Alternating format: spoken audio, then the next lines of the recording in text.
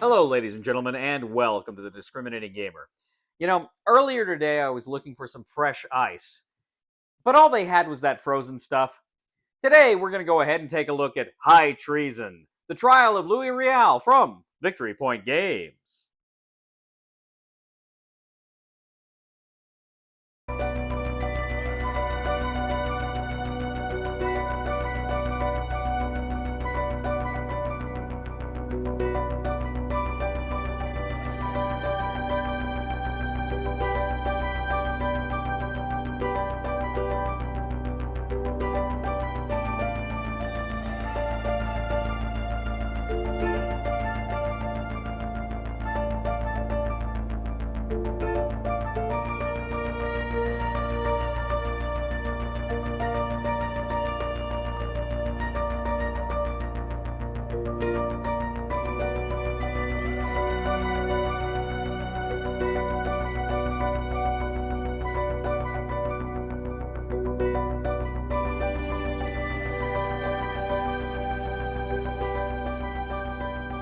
High Treason, the trial of Louis Riel, attempts to recreate the infamous trial from the 19th century in which a Canadian supposedly led a rebellion against the Canadian government, was brought to trial, and was executed.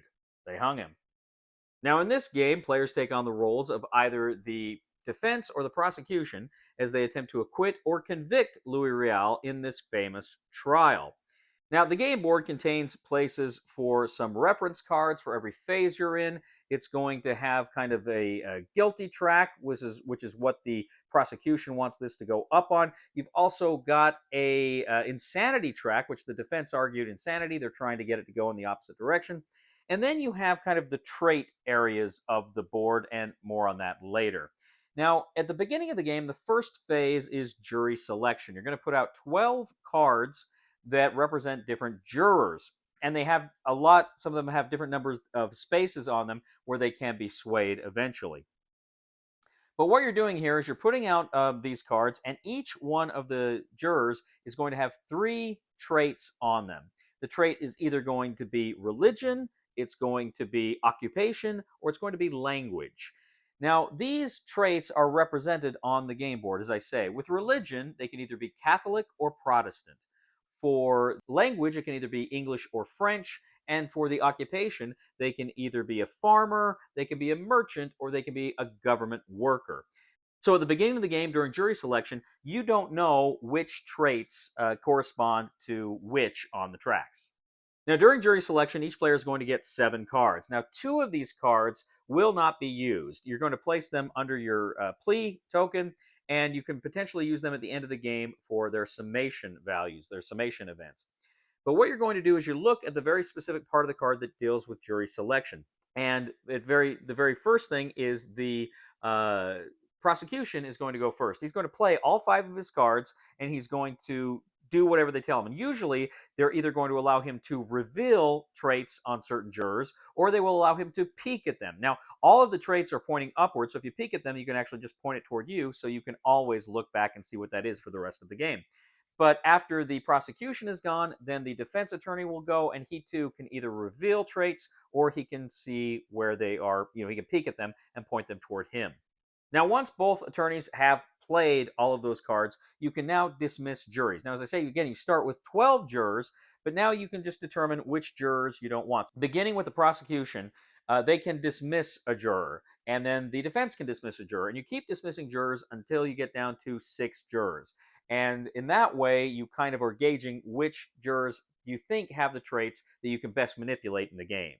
Next, you've got Trial in Chief Part 1. So the trial begins.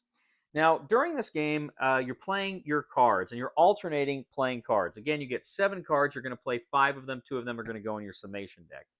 Now, as you are playing this, what you are doing is you can play the cards for action points, or you can play the card for its event. Now, some events either side can play. Some are just for the prosecution. Some are just for the defense. So you have some options here. Now, with the actions, you can essentially try to manipulate the trait track. For 1 point, you can actually move the trait 1 space toward you, and you're going to put a sway marker on there. There are 3 sway markers on all the traits. Once a track has been manipulated 3 times this way, it can't move again. It's locked. You can actually also spend 3 action points to move to move one of the trait markers 2 spaces toward you. Now, you can also spend an action point to place a sway marker on a juror. Now, if you can go ahead and get a juror locked, meaning you have all of the spaces are covered in your color, that's going to be very important toward the summation and the jury deliberation. Now, if somebody has tokens on that and you don't want them to have that, you can actually play your actions to remove some of their tokens. But you can't have both prosecution and defense tokens on the same card at the same time.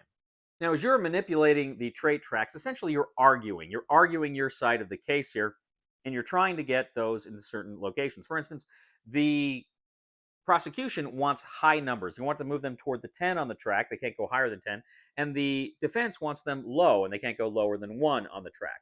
Now, instead of playing your cards for the actions, you can play your cards for the events. As I say, there are different kinds of events on many of these cards, and you can go ahead and play them. And some of these things, again, will manipulate the trait track. Some of them will manipulate the jurors and add sway markers. Some of them will allow you to move up on the guilt track. Some of them will allow you to move up on the insanity track. Now, some cards do have a moment of insight. This is kind of a lightning bolt, and that allows you to do some important things. You can actually trade out a card from your hand with one of the cards that's under your plea marker if you think that one will be helpful to you in that round. You can also force the opposition to reveal one of their plea cards so you can see what their summation ability will be for that card. Now, at the end of the first trial-in-chief phase, you're going to go ahead and again place 2 cards under your plea marker. Then you're going to repeat this in your trial-in-chief phase part 2. It plays out just the same way as the first phase did. Now, in the first 2 phases, you can actually call for a mulligan. If you don't like any of your cards, you can set those aside and you can draw new cards, but you only get to do that once. You flip over your plea marker to show that you've actually done the mulligan. Now, finally, phase 4, you have the summation. So what you're doing is you're taking the 6 cards you have under your plea marker, and the prosecution will play 3 of his cards in a row. You'll be looking at the bottom summation side, and again, this will allow him to manipulate the traits. It will allow him to sway jurors or remove sway markers from his opponent. You play 3 of them. Then the defense will play all 6 of theirs, and then the prosecution will play their final 3. Now, after summation, you go to phase 5. This is jury deliberation and their judgment. Now, the very first thing you have to do is you have to look at the evidence of guilt track. That has to be at least on the 2. If it is not at the 2, the defense immediately wins. The prosecution hasn't made their case. Now, if the prosecution is able to get that defense even higher to 3 or 4, that will allow them to place more sway markers on the jurors. Now, if the evidence of insanity marker is at the 2 or higher, depending on where it is, it can move all of the trait markers a number of spaces toward them. Next, you're going to reveal all of the trait markers on all of the jurors. And then one by one, you're going to add up all of the traits on the board for each juror. Now, if the prosecution has locked a juror, you can double that number. If the defense has locked that juror, you can have that number.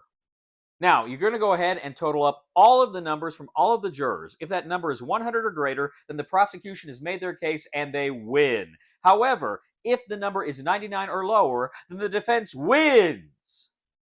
High treason, the trial of Louis Riel. We'll get back to the review in just a moment. I want to take a minute to ask you to check out my other channel, that is Cody Carlson, PhD, where we talk about history, books on history, military history. I even post some of my lectures for my classes on there. Please check that out. Please subscribe to that channel. And now, back to the review. All right, ladies and gentlemen. So first of all, I knew nothing about this court case. I'm a historian, but I don't know everything.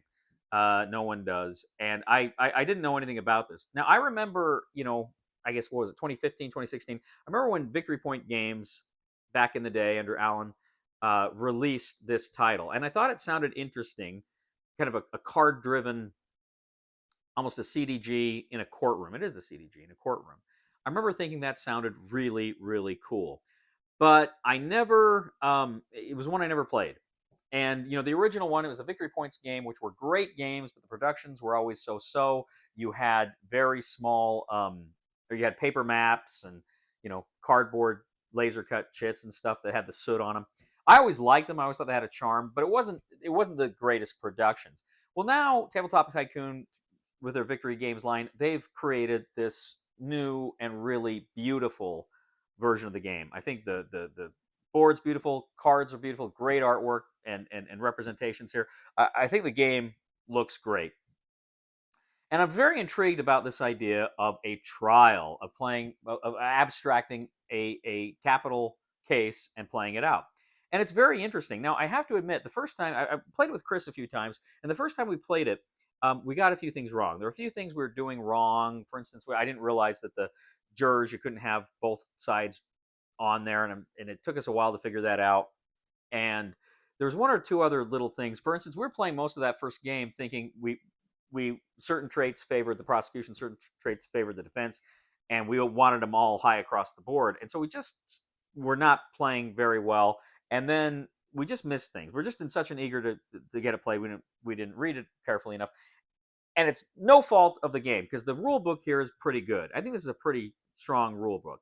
It's not a very complicated game, but the ideas and the concepts here it lays out pretty good. We were just in a hurry to play it. So when we go back and we actually read through it more carefully and we played it right, the game is very challenging for both sides. And it's one of those games where you feel like you're losing, even when you have the upper hand.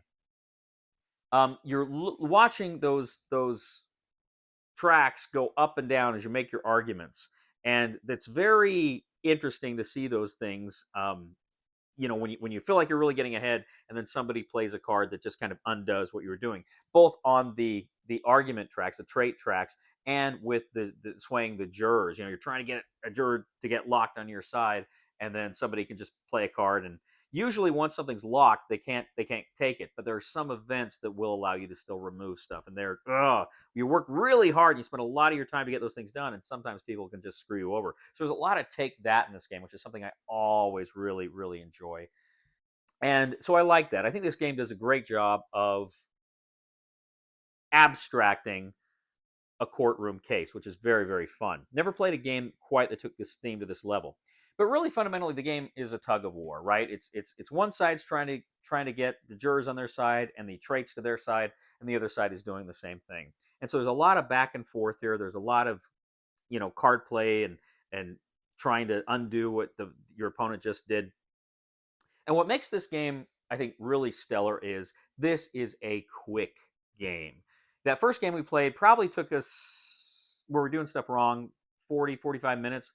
And then we played it again, and we played it knowing the rules and understanding the game better, and it was a half an hour, if that. It's a super quick game. Where time is an issue is with AP. It's not with the game. But even AP isn't that bad. So we're playing these games, and once you know the game, it plays in a half an hour. It is a super quick game. And it's one of those games, too, that, if it were an hour and a half, I probably wouldn't like it that much. But where it's so quick, it's great. It reminds me a lot of Watergate, which is another fairly quick tug-of-war game where you're trying to get stuff done and kind of CDG for events or action points. These are great games. You look at, like, Twilight Struggle, which is a much bigger and complicated game, but it's still got some of these same fundamental ideas of area control and, playing the cards for events or for points. I really liked High Treason. I thought it was incredibly fun. It's one I'm happy to have in my collection now, and kicking myself I didn't play it earlier. So the recommendation for the discriminating gamer for High Treason, the Trial of Louis Riel, is I'm going to give it an 8 out of 10 on the Cody scale. Really a lot of fun. Thank you once again for joining us today on The Discriminating Gamer. As always, we'd ask you to please leave a comment for us here on YouTube, on Board Game Geek, on our Facebook page, on Twitter. We'd ask you to like and subscribe to all of these. It's very important that you like and subscribe to this channel. That means a lot to us.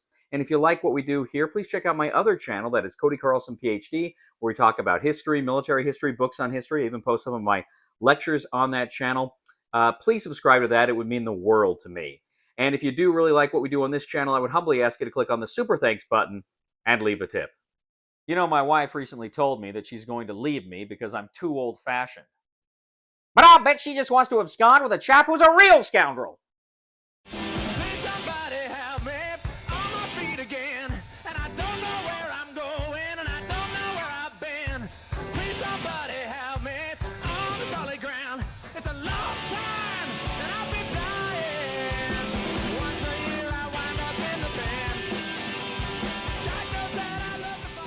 Ladies and gentlemen, today we're going to go.